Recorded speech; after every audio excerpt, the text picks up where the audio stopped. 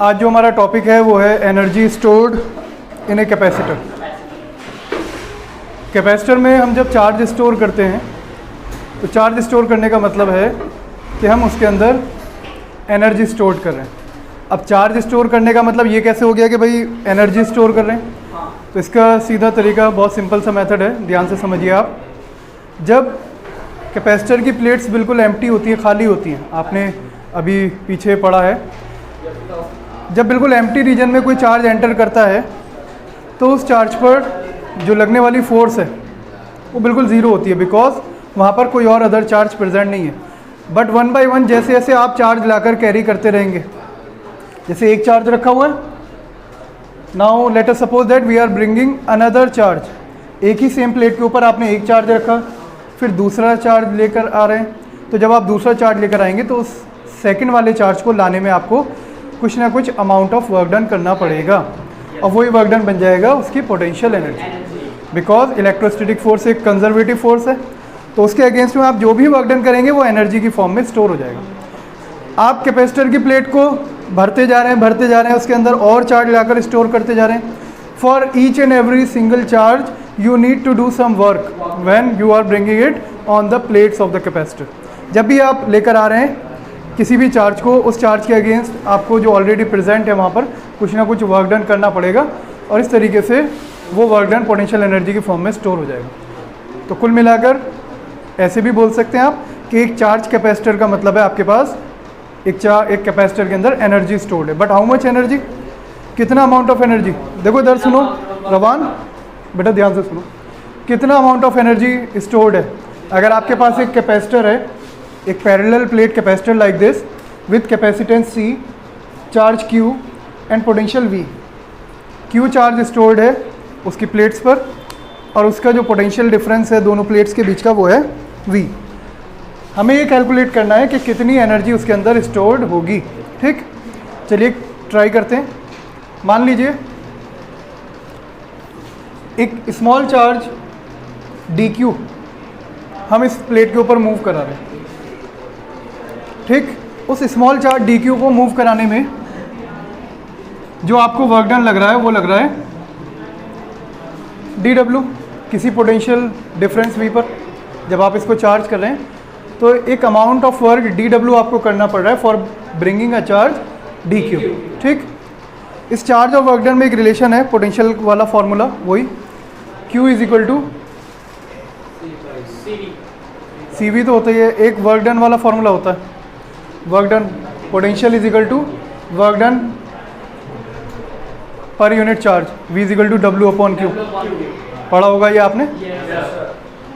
अगर चार्ज बहुत स्मॉल है तो आप इसको dq और dw के टर्म्स में ऐसे भी लिख सकते हैं, ये q उधर ले जाओ, w इज इक्वल टू हो जाएगा qv, and for small charge for differential charge dq जो अमाउंट ऑफ वर्क है उसको हमने dw माना है, तो dw इज इक्वल टू हो जाएगा v आगे लिख लेते हैं और dq बाद में। ठीक, ये बहुत ही स्मॉल चार्ज dq को मूव कराने में जो वर्क डन है वो लगा है, डिफरेंशियल पार्ट। अब इससे अगर आपको total amount of work done निकालना है तो याद रखें जब भी डिफरेंशियल पार्ट आपको गिवन है इसकी हेल्प से आप total amount of work done निकाल सकते हैं with the help of integration. हम इसको इंटीग्रेट करने वाले हैं, we are going to integrate it on both sides. On integrating both sides we will gate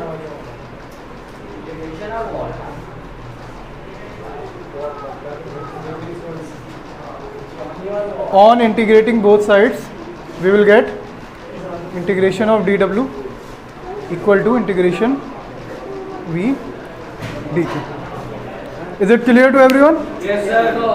But potential itself depend upon charge, है ना। तो या तो ये यहाँ पर कांस्टेंट है कि आप इसको निकाल कर बाहर कर दें, और ना ही ये q के टर्म्स में है कि इसको आप इंटीग्रेट कर सकें। कभी भी इंटीग्रेशन के लिए आप याद रखें जो भी वेरिएबल यहाँ पर लिखा हुआ है it should be in the terms of integrating factor. जैसे यहाँ पर dq लिखा है तो ये q के टर्म्स में होना चाहिए, अदरवाइज ये कांस्टेंट हो जिससे आप इसको बाहर निकाल दें। तो आप इसको अभी इस हिसाब से इंटीग्रेट नहीं कर पाएंगे। बट v को w अपॉन q तो नहीं लिख सकते, लेकिन cv नहीं लिख तो सकते हैं, लेकिन फ़ायदा कुछ नहीं होगा, नहीं w आ जाएगा फिर वो भी q नहीं है। q के टर्म्स में पुट करने की कोशिश करो तो q is equal to cv होता है ना। तो Q by C। तो Q को आप सी भी रखते हैं तो V इज इक्वल टू हो जाएगा Q अपॉन सी। ये पुट करने वाले कर दूँ तो हो जाएगा integration Q upon C D Q N integration of D W is W, तो आ जाएगा डब्ल्यू। क्या हो गया, इतनी हंसी क्यों आ रही है? ले भाई इंटीग्रेट करेंगे, बहुत बहुत बढ़िया। चलो सुन लो अब ध्यान से, जो कैपेसिटेंस है ये तो अब कांस्टेंट है, और कांस्टेंट को हम इंटीग्रेशन से उठा के लात मार के बाहर निकाल सकते हैं। तो कैपेसिटेंस को आप बाहर निकालो यहाँ से, बचेगा क्यू डी क्यू। अब देखकर आपको कुछ अच्छी फीलिंग आ रही होगी, क्योंकि यहाँ पर जो इंटीग्रेटिंग फैक्टर है उसमें भी क्यू है और जो वेरिएबल है वो भी क्यू है। Now it is possible to integrate it easily. ठीक, 1/c बाहर निकाल दिया, बचा क्यू का इंटीग्रेशन। क्यू का इंटीग्रेशन चलो लिख देते हैं, अगले स्टेप में करेंगे। कैपेसिटेंस कांस्टेंट होता, वो एरिया पर प्लेट्स के बीच में कितना डिस्टेंस है उस पर डिपेंड करता। जब हम चार्ज स्टोर करते हैं तो चार्ज और पोटेंशियल, ये पढ़ा था हमने, क्यू जो है वो डायरेक्टली प्रोपोर्शनल होता है वी के। सी कांस्टेंट है, लेकिन क्यू और वी आपस में एक दूसरे पर डिपेंड करेंगे। जितना आप चार्ज बढ़ाते जाएंगे पोटेंशियल उतना ही बढ़ता चला जाएगा। क्लियर? नाउ इंटीग्रेटेड, इंटीग्रेशन का फॉर्मूला याद है, पावर में +1 करेंगे और अपॉन में भी +1 करेंगे, तो ये बन जाएगा W is equal to 1/c into Q की पावर में +1 करेंगे तो 1 + 1 डिवाइडेड बाई 1 + 1। यहाँ पर क्यू की पावर 1 है, 1 में +1 किया और सेम चीज़ से डिवाइड कर दिया, तो इंटीग्रेट हो गया आपका।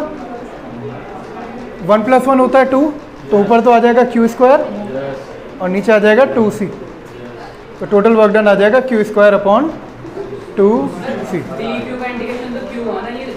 ना ना ना, ये इंटीग्रेटिंग फैक्टर है, इंटीग्रेशन होता है इसका dq, और इंटीग्रेशन का जो सिंबल है इनके बीच में जो टर्म लिखा हुआ है ना, इसका इंटीग्रेशन करते हैं। ये हमें ये बताता है किसके रेस्पेक्ट में इंटीग्रेशन करना। ठीक है, जैसे x² है तो खाली ऐसे नहीं लिखा हुआ होगा x², साथ में ये भी लिखा होगा dx। ठीक, करना x² का ये इंटीग्रेशन। ये आ गया एक फॉर्मूला। अगर इसके अंदर मैं q की वैल्यू और c की वैल्यू पुट कर दूँ ना इस वाले फार्मूले से, तो आप इसी फार्मूले से 3 नए फार्मूले बना सकते हैं, और तीनों होंगे वर्क डन या फिर पोटेंशियल एनर्जी। ठीक, जितना वर्क डन करना पड़ा पोटेंशियल एनर्जी भी इतनी होती है। तो इसी को आप अलग अंदाज में ऐसे भी लिख सकते हैं, U is equal to Q² upon 2c। ठीक, वर्क डन ही पोटेंशियल एनर्जी के इक्वल होता है। चलिए इसके अंदर वैल्यू पुट करते हैं, Q is equal to CV, ये वैल्यू पुट कर दूँ? चलो करते हैं, तो हो जाएगा CV² divided by 2c। c से एक c कट जाएगा, क्या बचेगा? V² upon half CV², CV² upon 2 या फिर हाफ CV²। क्लियर? ये सेकंड फार्मूला है। ये तब है जब आपको C और V गिवन होगा, ये तब है जब आपको Q और C गिवन होगा। एक और फार्मूला है, अगर इसी फार्मूले में जैसे हमने Q को एलिमिनेट किया है, Q को एलिमिनेट ना करके C को एलिमिनेट करें, तो C इज इक्वल टू क्या होता है? यहाँ से बताइए, C is equal to Q upon V put कर देते हैं। U is equal to Q² upon 2 times C की वैल्यू हमने पुट कर दी Q अपॉन V, तो ये रेसिप्रोकल हो जाएगा, V ऊपर जाएगा और Q नीचे रहेगा। एक Q से एक Q कट गया, ये बच जाएगा Q अपॉन नहीं, हाफ QV। ठीक, in this way we get 3 formulas for work done. ठीक है, 3 फार्मूले मिल गए वर्क डन के, और इन्हीं यही पोटेंशियल एनर्जी के भी फार्मूले होंगे। ठीक, कॉपी कर लो इसको।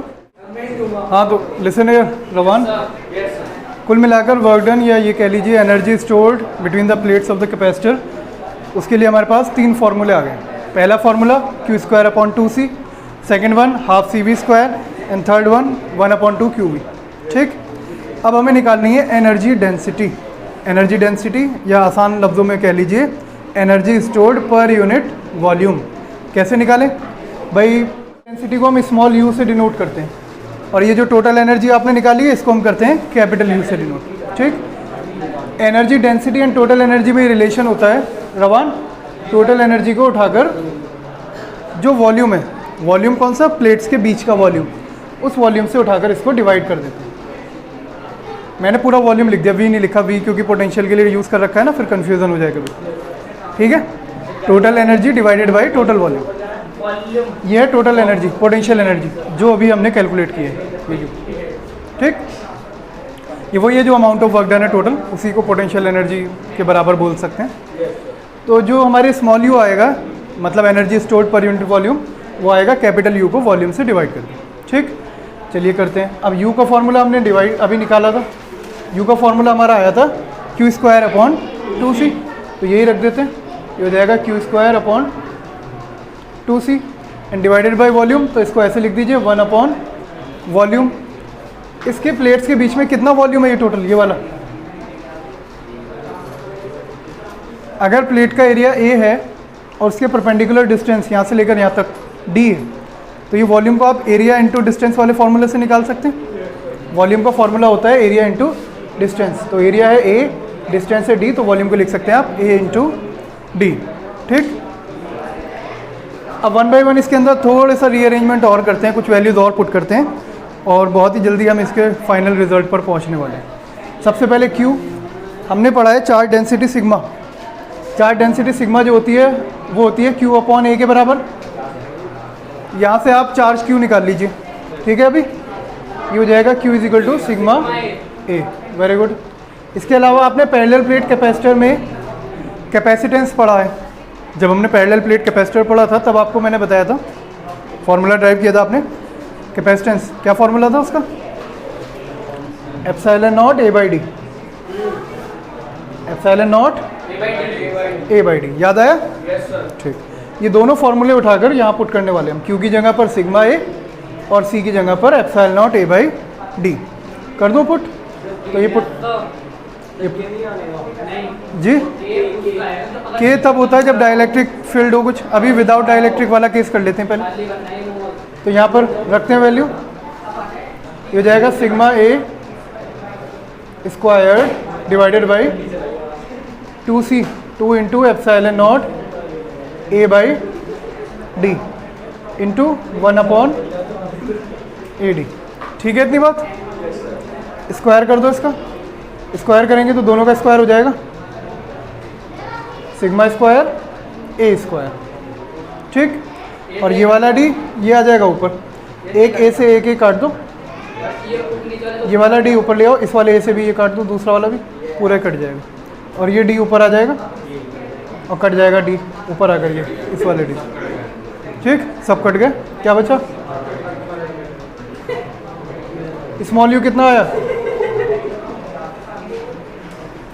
ये बचा sigma square divided by 2 epsilon not. ठीक, अच्छा एक चीज़ आपको याद होगी, जब हमने कैपेसिटर वाला केस डिस्कस किया था तब हमने डिस्कस किया था कि उसके कैपेसिटर की प्लेट्स के बीच में जो इलेक्ट्रिक फील्ड होती है वो सिग्मा बाई एप्सिलॉन नॉट के बराबर होती है। ठीक, अगर आप कैपेसिटर की प्लेट्स के बीच में इलेक्ट्रिक फील्ड निकालें तो उसकी वैल्यू होती है सिग्मा बाई एप्सिलॉन नॉट। ठीक, क्योंकि ये एनर्जी इलेक्ट्रिकल फॉर्म में स्टोर्ड है। जो एनर्जी स्टोर्ड होती है ना कैपेसिटर की प्लेट्स के बीच में, वो इलेक्ट्रिकल फॉर्म में, क्योंकि चार्ज इलेक्ट्रोस्टैटिक चार्ज स्टोर्ड है, तो बेहतर होगा क्यों ना इसको इलेक्ट्रिक फील्ड के टर्म्स में रिप्रेजेंट कर लिया जाए। ठीक, तो इसको इलेक्ट्रिक फील्ड के टर्म्स में रिप्रेजेंट करने की कोशिश करते हैं। जो सिग्मा बाई एप्सिलॉन नॉट दिख रहा है ना, इसको आप ई लिख दो, लेकिन ऊपर तो स्क्वायर है, नीचे स्क्वायर नहीं। एक काम करते हैं, एक एप्सिलॉन नॉट से मल्टीप्लाई डिवाइड कर देते हैं इसको, एक एप्सिलॉन नॉट ऊपर और एक नीचे। जब आप एप्सिलॉन नॉट से मल्टीप्लाई डिवाइड करेंगे तो ऊपर तो सिग्मा स्क्वायर है, नीचे एप्सिलॉन नॉट का स्क्वायर हो जाएगा। ठीक, तो ये बन जाएगा आपका कुछ ऐसा 1/2 into epsilon not into sigma square divided by, बस इसकी जगह पर ई पुट कर दीजिए आप, तो हो जाएगा हाफ एप्सिलॉन नॉट